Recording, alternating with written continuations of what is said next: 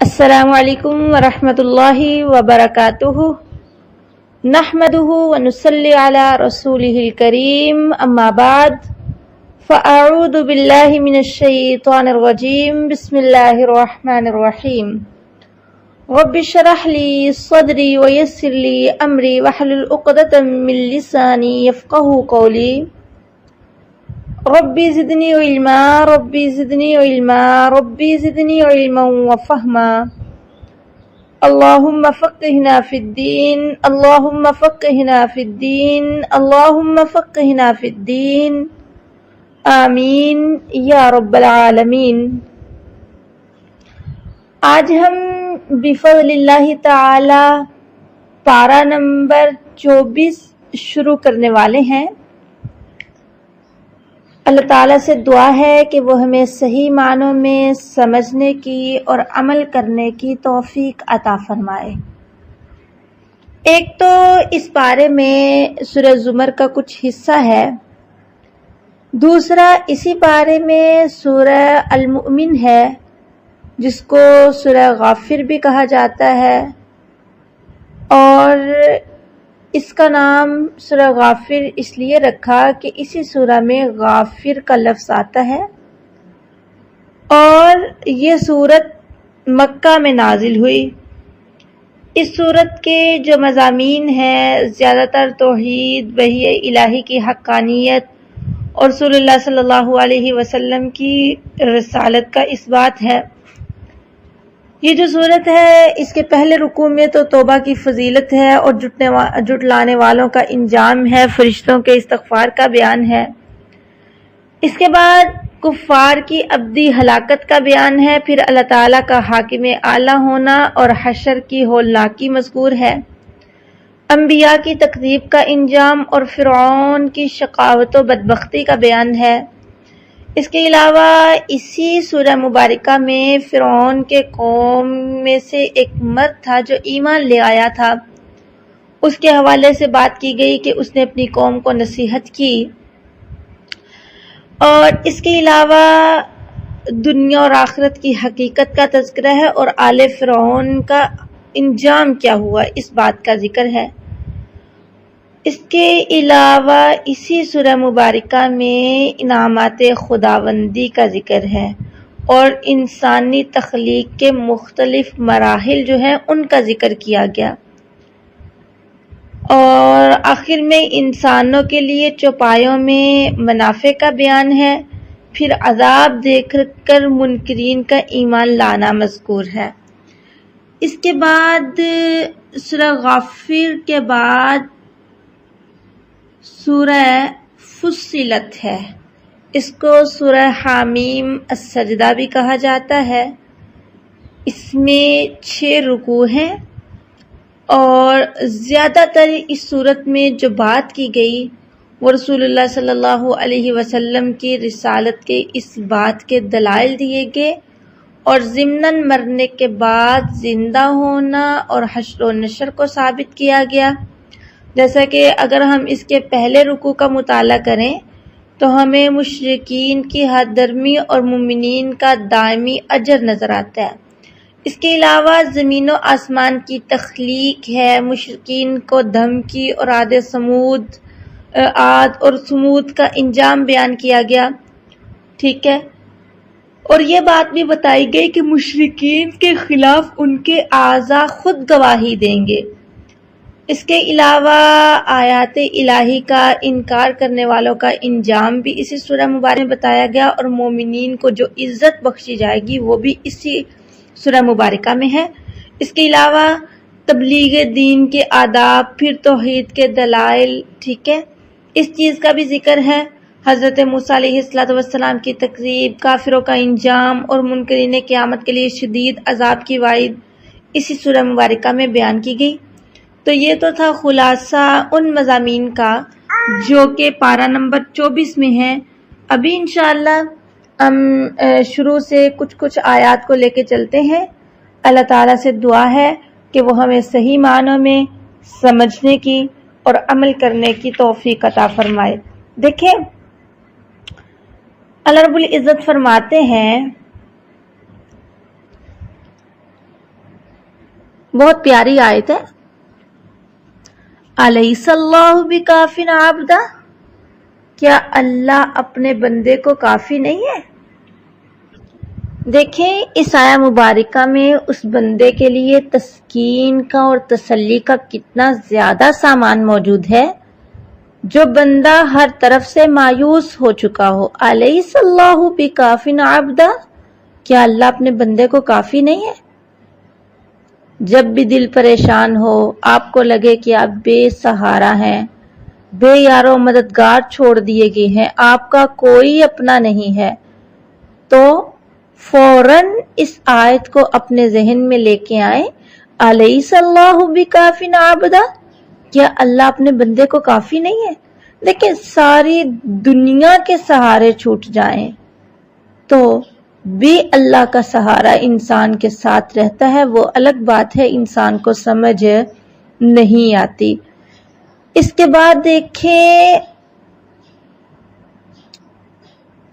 آیت نمبر 38، اللہ رب العزت اس میں فرماتے ہیں قُلْ أَفَرَأَيْتُمْ مَا تَدْعُونَ مِن دُونِ اللَّهِ إِنْ أَرَادَنِيَ اللَّهُ بِضُرٍّ هَلْ هُنَّ كَاشِفَاتُ ضُرِّهِ أَوْ أَرَادَنِي بِرَحْمَةٍ هَلْ هُنَّ مُمْسِكَاتُ رَحْمَتِهِ قُلْ حَسْبِيَ اللَّهُ عَلَيْهِ يَتَوَكَّلُ الْمُتَوَكِّلُونَ. بہت پیاری آیت ہے، بہت پیاری آیت ہے. اور اس میں جس عقیدے کا بیان ہے نا، یہ انقلابی عقیدہ ہے.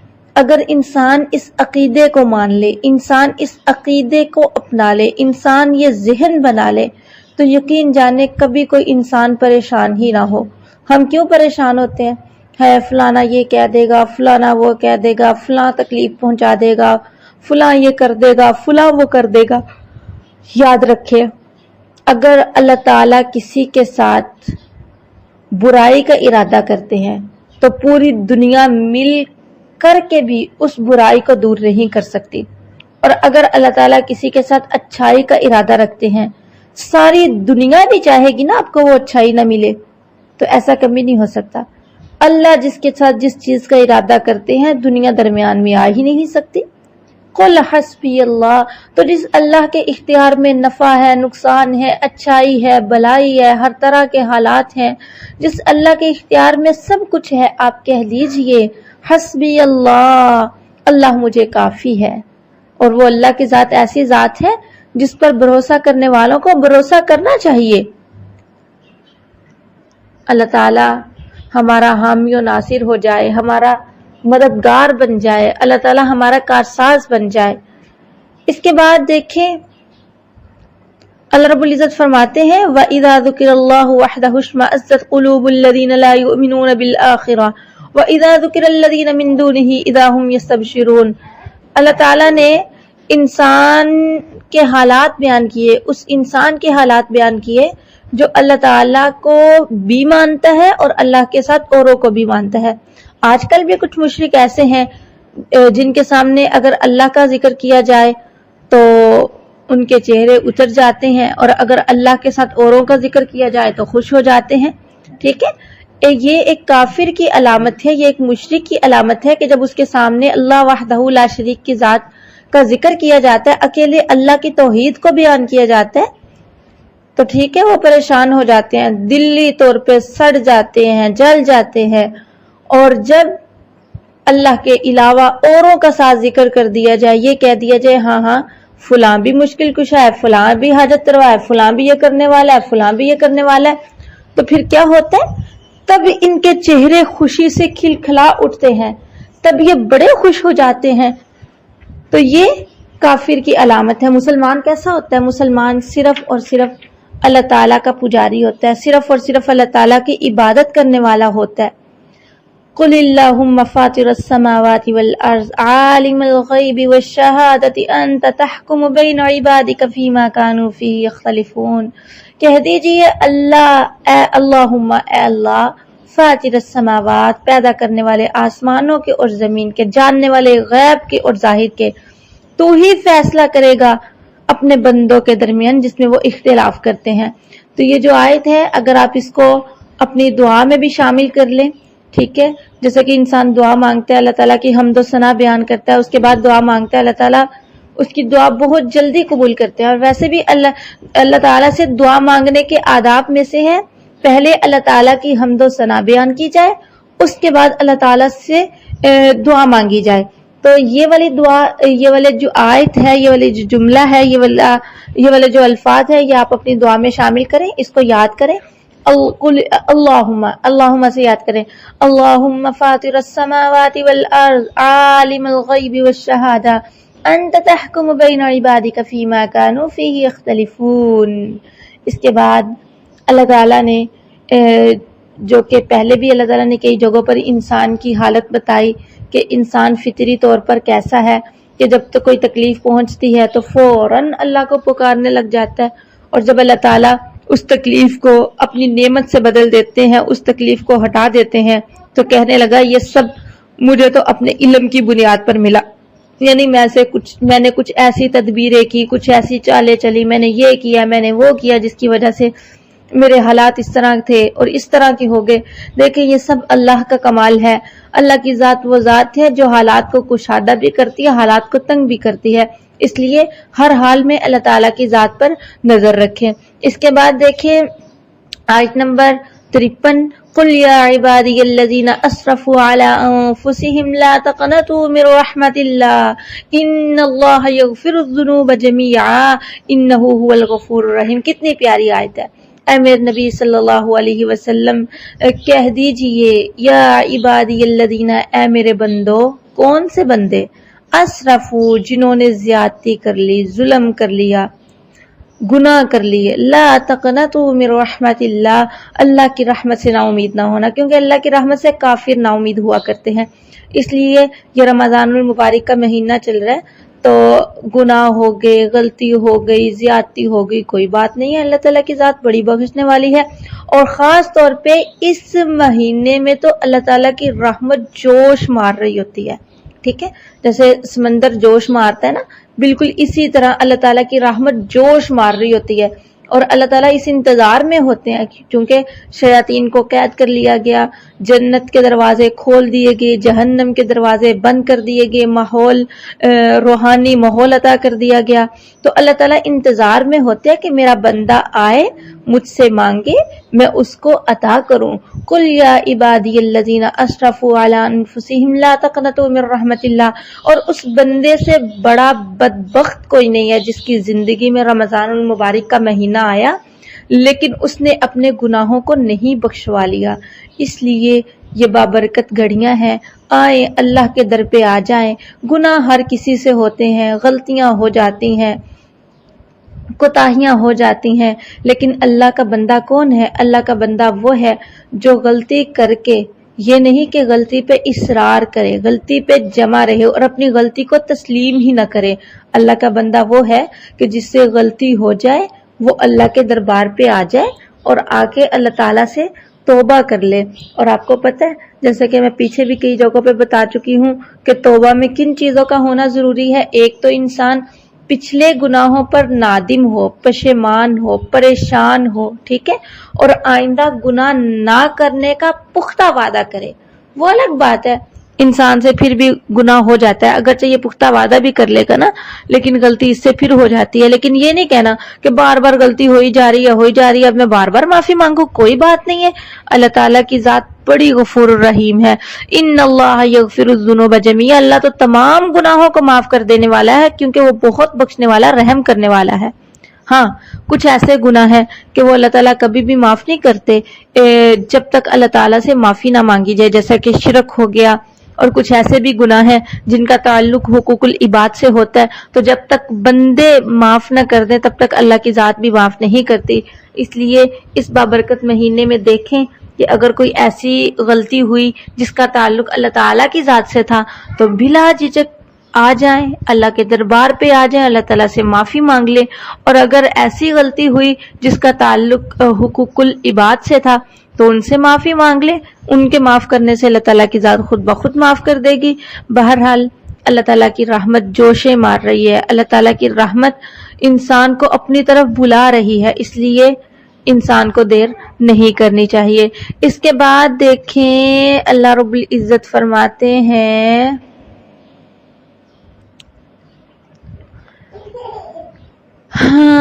لئن اشرکت لیحبطن عملک ولتکونن من الخاسرین۔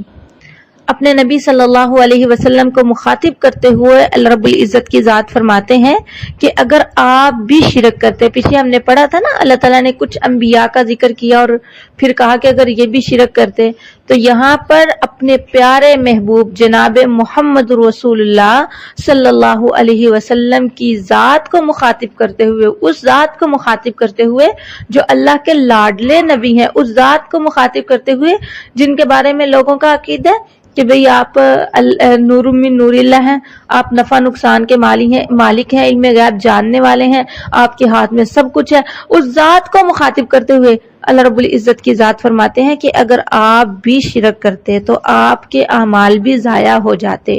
تو اس سے کیا پتہ چلتا ہے؟ اس سے یہ پتہ چلتا ہے شرک ایک ایسا قبیح گناہ ہے جس کی وجہ سے انسان کے تمام نیک اعمال ضائع ہو جایا کرتے ہیں۔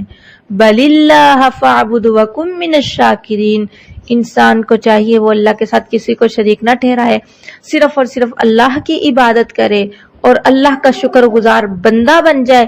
اللہ رب العزت نے شکوہ کیا وما قدر اللہ حق قدری، کہ لوگوں نے اس طرح اللہ کا حق نہ جانا، لوگوں نے اس طرح اللہ کی قدر ہی نہ کی جس طرح حق تھا اس کی قدر کرنے کا۔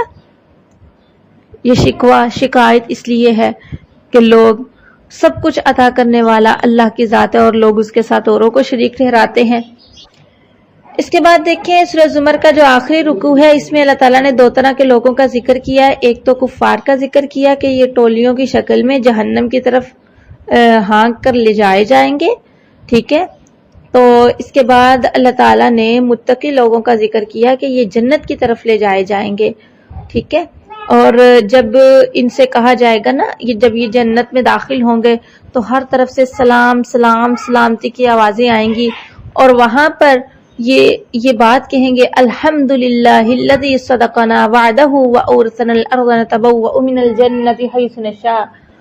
اللہ رب العزت کی وہاں پر تعریف کریں گے، اللہ تعالیٰ کا حمد و ثنا بیان کریں گے، اللہ تعالیٰ کا شکریہ ادا کریں گے۔ اس کے بعد ہے سورہ المؤمن۔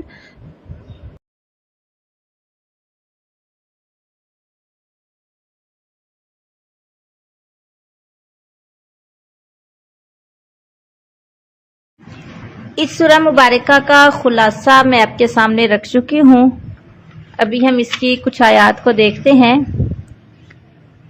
دیکھیں اس میں ایک آیت ہے جو کہ جس کو ہم دعا بھی کہہ سکتے ہیں، جو کہ فرشتے مانگتے ہیں، تو آپ بھی اس دعا کو اپنی دعا میں شامل کریں، بڑی جامع دعا ہے۔ وہ دعا کیا ہے؟ ربنا وسعت كل شيء رحمة وعلما فاغفر للذین تابوا واتبعوا سبیلک وقهم عذاب الجحیم ربنا وادخلهم جنات عدن التي وعدتهم ومن صلح من آبائهم وازواجهم وذرياتهم انك انت العزیز الحکیم وقهم السیئات وما تقی السیئات یومئذ فقد رحمتا وذلك هو الفوز العظیم۔ اگرچہ اس میں دعا مومن لوگوں کے لیے مانگی گئی، لیکن اگر ہم بھی اس دعا کو اپنی دعاؤں میں شامل کریں گے تو یقیناً ہمارے مومن بہن بھائیوں کے لیے دعا ہو جائے گی۔ جب ہم ان کے لیے دعا مانگیں گے تو فرشتے آمین بھی کہیں گے اور ساتھ میں کہیں گے اللہ ان کو بھی یہ سب کچھ عطا کر۔ تو اس کا ترجمہ بہت پیارا ہے۔ اللہ رب العزت فرماتے ہیں کہ جو فرشتے اللہ رب العزت کے عرش کو اٹھائے ہوئے ہیں وہ اللہ تعالیٰ کی حمد و ثنا بیان کرتے ہیں اور ساتھ ساتھ ایمان والوں کے لیے بخشش مانگتے ہیں۔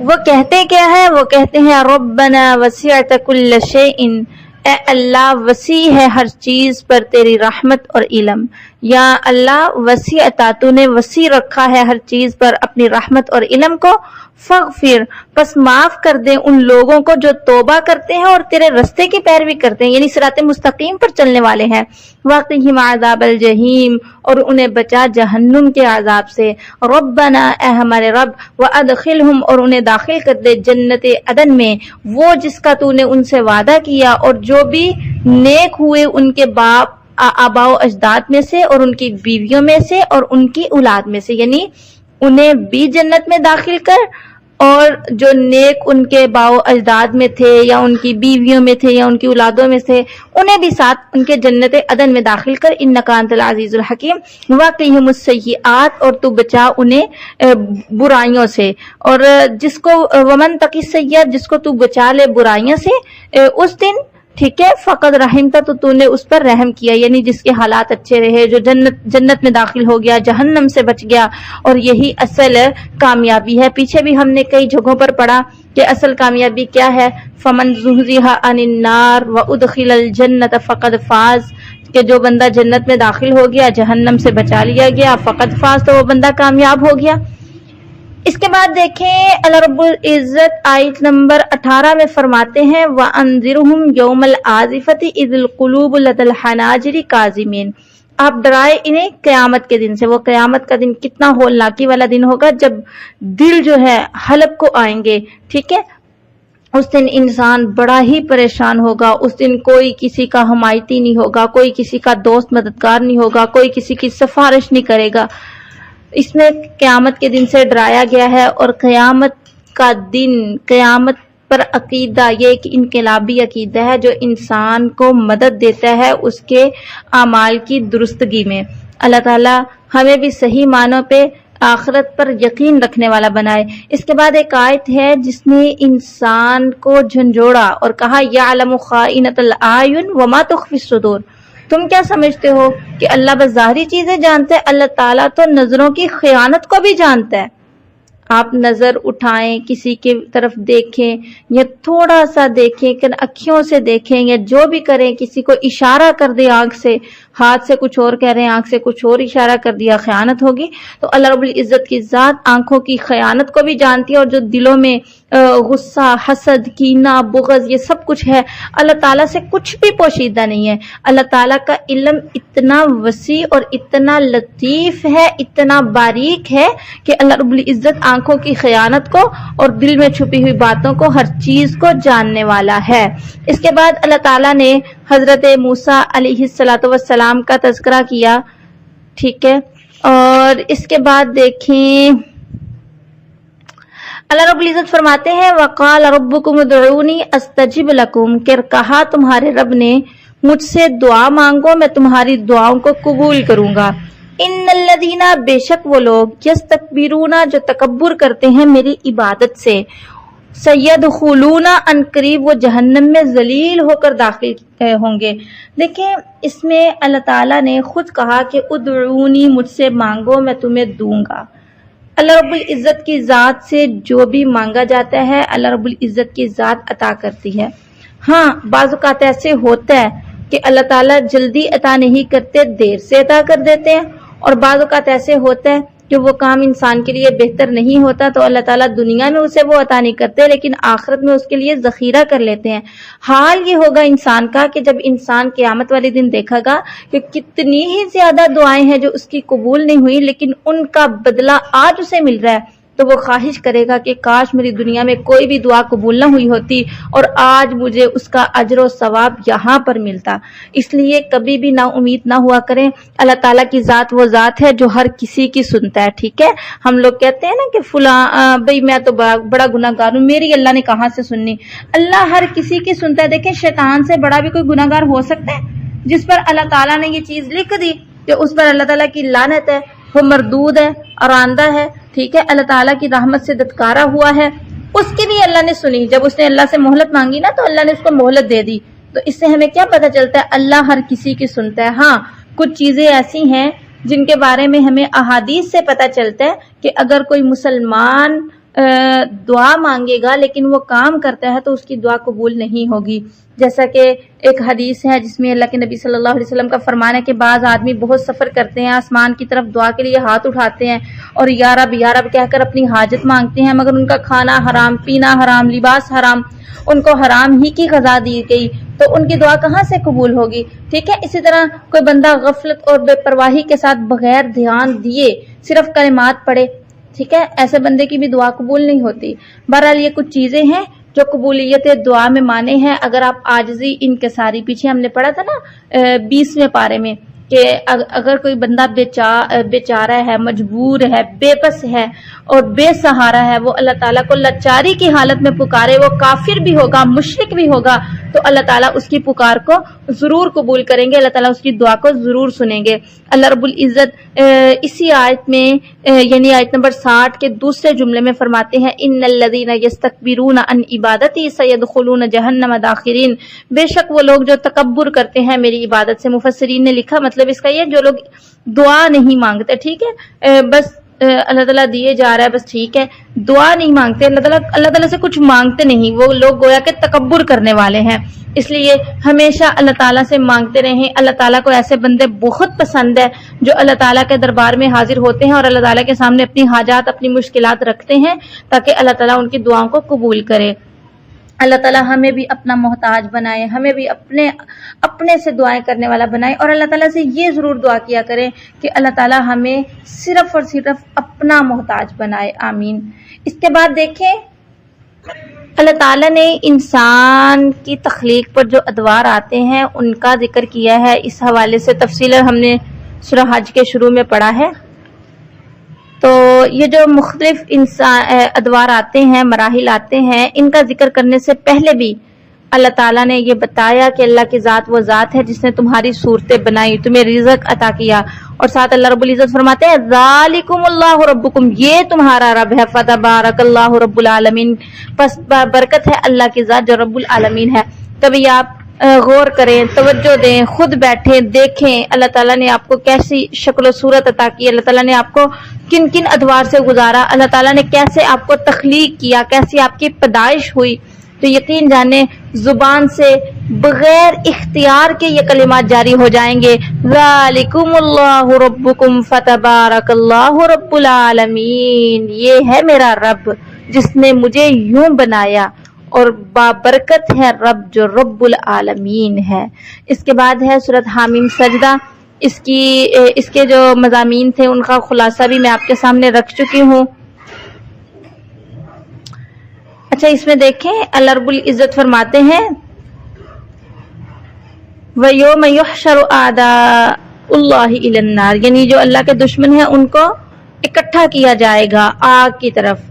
تو یہاں پر اللہ رب العزت فرماتے ہیں کہ ان کے جو کان ہوں گے نا، ان کی آنکھیں ہوں گی، ان کی جلد، ان کا چمڑا جو ہے خود ان کے خلاف گواہی دے گا۔ دیکھیں قیامت والے دن، قیامت کا دن ایسا دن ہے کہ اس دن ہر چیز، ہر انسان کا اپنا حصہ گواہی دے گا۔ میں نے آج ہاتھ سے کوئی گناہ کیا ہے نا، تو قیامت والے دن یہ ہاتھ خود گواہی دیں گے، کہیں گے اللہ اس نے مجھ سے یہ گناہ کیا۔ جیسا کہ ایک حدیث میں آتا ہے، حضرت انس رضی اللہ تعالیٰ عنہ راوی ہے، کہتے ہیں کہ ایک روز ہم رسول اللہ صلی اللہ علیہ وسلم کے ساتھ تھے، آپ کو ہنسی آ گئی، پھر آپ نے فرمایا آپ لوگوں کو معلوم ہے میں کس بات پہ ہنس رہا ہوں؟ میں نے عرض کیا کہ اللہ اور اس کا رسول ہی جانتے ہیں۔ آپ صلی اللہ علیہ وسلم نے فرمایا مجھے ہنسی اس کلام پر آئی جو میدان محشر اور حساب کتاب کے وقت بندہ اپنے رب سے کرے گا، یہ عرض کرے گا اے میرے پروردگار کیا آپ نے مجھے ظلم سے پناہ نہیں دی؟ اللہ فرمائے گا بے شک دی۔ اس پر بندہ کہے گا اگر یہ بات ہے تو میں اپنے حساب و کتاب کے معاملے میں اور کسی کی گواہی پر مطمئن نہیں ہوں سوائے اس کے کہ میرے وجود ہی میں سے کوئی گواہ کھڑا ہو۔ اللہ تعالیٰ فرمائیں گے کفا بنفسک اليوم علیک حسیبا، یعنی اچھا ہے لو تم خود ہی اپنا حساب کر لو۔ تو اس کے بعد اس کے منہ پر مہر کر دی جائے گی اور اس کے اعضاء، ٹھیک ہے، اس کے جوارے یعنی جو جسم کے حصے ہیں نا، تو ان سے کہا جائے گا تم اس کے اعمال بتلاؤ۔ ہر عضو یہ کہہ اٹھے گا، سچی گواہی پیش کرے گا، ٹھیک ہے۔ تو تب اس کے بعد اس کی زبان کھول دی جائے گی تو یہ خود اپنے اعضاء پر ناراض ہو کر کہے گا کہ تم پر بربادی ہو، میں نے تو دنیا میں جو کچھ کیا تمہارے ہی آرام پہنچانے کے لیے کیا ہے اور آج میرے خلاف گواہی دیتے ہو، ٹھیک ہے۔ تو اس سے ہمیں یہ پتہ چلتا ہے کہ اگر آج ہم کوئی گناہ کرتے ہیں، کوئی ظلم زیادتی کر لیتے ہیں، قیامت والے دن زبان بند کر دی جائے گی اور وہ جسم کے حصے خود گواہی دیں گے کہ اللہ اس نے میرے ساتھ یہ گناہ کیا، اللہ اس نے میرے ذریعے کے ساتھ یہ گناہ کیا، اللہ اس نے یہ کیا، اللہ اس نے یہ کیا۔ اللہ رب العزت ہمیں محشر کی سختیوں سے بچا کے رکھے۔ اللہ تعالی ہمارے سارے پچھلے کبیرہ صغیرہ گناہ معاف فرمائے اور آئندہ ہمیں گناہوں سے بچنے کی توفیق عطا فرمائے، آمین۔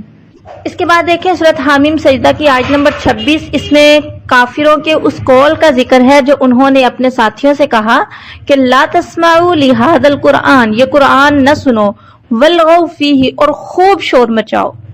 ٹھیک ہے، تو آج کل ہوتا کیا ہے، آج کل ہم یہ کرتے ہیں، پہلا جو جملہ اس پہ تو خیر الحمدللہ کوئی بھی ہم میں سے ایسا نہیں ہے جو ایسے کہے کہ قرآن نہ سنو.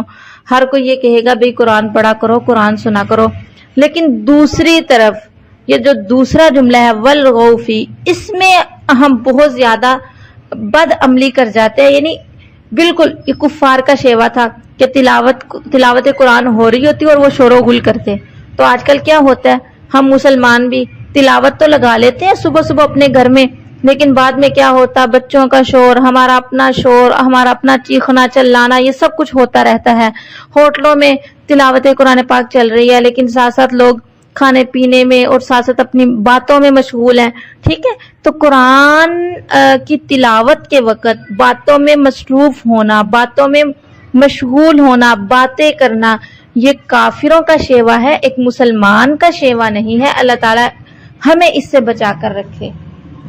اس کے بعد دیکھیں اللہ رب العزت آیت نمبر 30 میں فرماتے ہیں ان الذین قالوا ربنا اللہ ثم استقاموا تتنزل علیہم الملائکۃ الا تخافوا ولا تحزنوا وابشروا بالجنۃ التي كنتم توعدون نحن اولیاؤکم فی الحیاۃ الدنیا وفی الآخرہ وَلَكُمْ فِيهَا مَا تَشْتَهِي أَنفُسُكُمْ وَلَكُمْ فِيهَا مَا تَدَّعُونَ نُزُلًا مِّنْ غَفُورٍ رَحِيمٍ.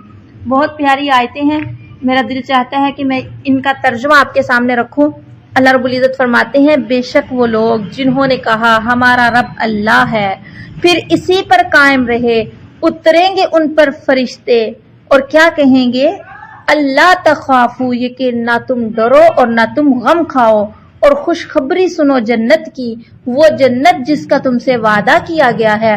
نحن اولیاؤکم فی الحیات الدنیا وفی الآخرہ، ہم ہیں تمہارے دوست دنیا میں بھی اور آخرت میں بھی. وَلَكُمْ فِيهَا مَا تَشْتَهِي أَنفُسُكُمْ، اور تمہارے لیے وہاں ہے جو تم چاہو گے، جو تمہارے نفس چاہیں گے، یعنی جنت میں. وَلَكُمْ فِيهَا، اور تمہارے لیے وہاں ہے مَا تَدَّعُونَ، جو تم مانگو گے. نُزُلًا مِّنْ غَفُورٍ رَحِيمٍ، یہ مہمان نوازی کس کی طرف سے ہے، غفور الرحیم کی طرف سے ہے، اللہ رب العزت کی ذات کی طرف سے ہے، بخشنے والے اور رحم کرنے والے مہربان کی طرف سے ہے.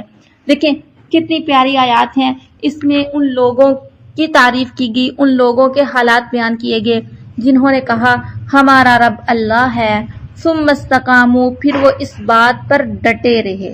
ٹھیک ہے، استقامت یعنی جن لوگوں نے سچے دل سے اللہ کو اپنا رب تسلیم کر لیا اور اس کا اقرار کر لیا، یہ تو تھا ایمان. آگے اس پر مستقیم بھی رہے، یعنی کس طرح کہ وہ ایسے اعمال کرتے رہے کہ جس کے ساتھ انہیں استقامت کی توفیق ملتی رہی. ٹھیک ہے، لفظ استقامت کا جو مفہوم ہے، مطلب یہ کہ ایمان و توحید پر قائم رہے، اس کو چھوڑا نہیں. ٹھیک ہے، اور بعض نے کہا ہے کہ استقامت کا معنی ہے اخلاص عمل، یعنی انہوں نے اخلاص کے ساتھ جو کام بھی کیا اخلاص کے ساتھ کیا، اللہ رب العزت کی ذات کی رضامندی کو تلاش کرتے ہوئے کیا. تو ایسے لوگوں پر فرشتوں کا نزول ہوتا ہے، یعنی موت کے وقت ایسے لوگوں کے پاس فرشتے آتے ہیں اور انہیں خوشخبریاں سناتے ہیں جنت کی، اور انہیں بتاتے ہیں کہ جنت میں تمہیں ہر وہ چیز ملے گی جس کا تم وعدہ دیے جاتے ہو اور جو بھی تم مانگو گے. اللہ رب العزت فرماتے ہیں نزلا من غفور الرحیم، کہ وہ فرشتے اس کو بتاتے ہیں کہ یہ مہمان نوازی جو جنت میں تمہاری ہوگی نا، یہ غفور الرحیم کی طرف سے ہوگی. اللہ تعالیٰ سے دعا ہے کہ وہ ہم سب کو صراط مستقیم پر چلنے کی اور استقامت کے ساتھ چلنے کی توفیق عطا فرمائے. اس کے بعد اللہ رب العزت فرماتے ہیں وَلَا تَسْتَوِي الْحَسَنَةُ وَلَا السَّيِّئَةُ، ایک بندہ نیکی کرنے والا ایک بندہ برائی کرنے والا، یہ دونوں برابر نہیں ہو سکتے، کیونکہ نیکی اور برائی برابر ہی نہیں ہے. ادفع بالذی ہی احسن، یعنی اگر آپ کے ساتھ کوئی برا سلوک کرتا ہے نا، اس کے ساتھ اچھا سلوک ہی کرو. ہو سکتا ہے ایک دن ایسا آئے کہ وہ تمہارا بہت قریبی دوست بن جائے، اور دیکھنے میں آیا ہے کہ انسان کا جب اخلاق اچھا ہو، جیسا کہ اللہ کے نبی صلی اللہ علیہ وسلم کا اخلاق کتنا بہترین تھا. ٹھیک ہے، تو آپ کے جو دشمن تھے ایک وقت آیا کہ آپ کی اخلاق کی وجہ سے وہ دائرہ اسلام میں آ گئے، اور واقعی ہی لوگ جو تھے وہ بہت زیادہ دائرہ اسلام میں آئے. یہ تلوار کے بل بوتے پہ نہیں بلکہ اخلاق کے بل بوتے پہ آئے. اور آج ہماری امت کا، آپ صلی اللہ علیہ وسلم کی امت کا، ہم لوگوں کا یہ حال ہے کہ ہمارے اخلاق دیکھ کے لوگ مسلمانوں سے مشرک ہو رہے ہیں. ٹھیک ہے، لوگ اسلام سے دور ہو رہے ہیں. تو اخلاق ایسے بنائیں کہ کوئی کہنے والا کہے کہ امت ایسی ہے تو نبی کیسا ہوگا. ہمارے نبی کا اخلاق تو بہت بلند تھا. اسی لیے تو اللہ تعالیٰ نے خود کہا انک لعلی خلق عظیم، کہ آپ اچھے اخلاق کے مرتبے پر فائز ہیں. اس کے بعد دیکھیں پارہ نمبر 25 شروع ہوتا ہے، اور چونکہ سورہ حامیم سجدہ کا کچھ حصہ اس میں بھی ہے تو ہم انشاءاللہ وہ بھی پڑھتے ہیں. دیکھیں اللہ رب العزت فرماتے ہیں کہ انسان کی حالت بیان کرتے ہیں کہ وَإِذَا أَنْعَمْنَا عَلَى الْإِنسَانِ أَعْرَضَ وَنَأَىٰ بِجَانِبِهِ. ٹھیک ہے، اس کے بعد فرمایا وَإِذَا مَسَّهُ الشَّرُّ فَذُوقَ. اس طرح کے نا حالات ہم نے پیچھے بھی کئی جگہوں پہ پڑھے، جیسے کہ سورہ یونس میں بھی ہم نے پڑھا کہ جب انسان کے اوپر نعمتیں آتی ہیں تو اللہ تعالیٰ کی ذات سے اعراض کر لیتا ہے، منہ پھیر لیتا ہے. ٹھیک ہے، سمجھتا ہے شاید سب کچھ میں نے اپنے علم کے بل بوتے پہ حاصل کیا، لیکن جب برائی لگتی ہے تب لمبی لمبی دعائیں مانگتا ہے. ٹھیک ہے، یہ جو عادت ہے یہ کفار کی ہے، یہ مسلمان کے اندر نہیں ہونی چاہیے. لیکن افسوس کے ساتھ کہنا پڑتا ہے کہ یہ عادتیں ہمارے اندر بھی آ گئی ہیں. اللہ جب اچھائی دیتے ہیں نا تو ہم اللہ تعالیٰ سے دور ہو جاتے ہیں، اور جب برائی دیتے ہیں پھر لمبی لمبی دعائیں کرنے لگ جاتے ہیں. اللہ تعالیٰ ہمیں ایسا بنائے کہ حالات جیسے بھی ہوں ہم صابر اور شاکر رہیں. اس کے بعد اللہ رب العزت فرماتے ہیں سنوریہم آیاتنا فی الآفاق وفی انفسہم حتی یتبین لہم انہ الحق. اللہ رب العزت فرماتے ہیں ہم عنقریب ایسی ایسی نشانیاں، ایسی ایسی آیات تمہیں دکھائیں گے آفاق میں، یعنی کناروں میں، زمین و آسمان میں تمہیں ایسی ایسی نشانیاں نظر آئیں گی کہ تم پر واضح ہو جائے گا کہ توحید کیا ہے، اللہ تعالیٰ کی ذات کیا ہے. اور ساتھ اللہ رب العزت فرماتے ہیں کہ وفی انفسہم، کہ تمہارے اپنے نفسوں میں یقین جانے آپ دور نہ ہی جائیں، نہ آپ دیکھیں آسمان کو، نہ آپ دیکھیں زمین کو، نہ آپ دیکھیں جانداروں کو، نہ آپ دیکھیں انسانوں کو، نہ آپ دیکھیں پہاڑوں کو، نباتات کو، جمادات کو، جانوروں کو، کسی کو نہ دیکھیں. وفی انفسہم، اگر ہم اپنے ہی گریبان پہ نظر ڈال لیں نا، سر سے لے کے پاؤں تک جو اعضاء اللہ تعالیٰ نے ہمیں دیے ہیں، اگر ہم اسی کی بناوٹ پہ دیکھ لیں، اس کی تخلیق پہ توجہ کر لیں، اسی میں غور و فکر کر لیں، تو یقین جانیں تب بھی ہم پر واضح ہو جائے گا کہ کوئی نہ کوئی ذات موجود ہے جو مجھے بنانے والی ہے، اور وہ اکیلی ذات ہے. اللہ رب العزت ہمیں توحید سمجھنے کی توفیق عطا فرمائے. اللہ تعالیٰ ہمیں شرک جیسی گندی بیماری سے بچا کر رکھے. ربنا تقبل منا انک انت السمیع العلیم وتب علینا انک انت التواب الرحیم. وصلی اللہ علی النبی وآلہ وصحبہ اجمعین برحمتک یا ارحم الراحمین. وآخر دعوانا ان الحمد للہ رب العالمین.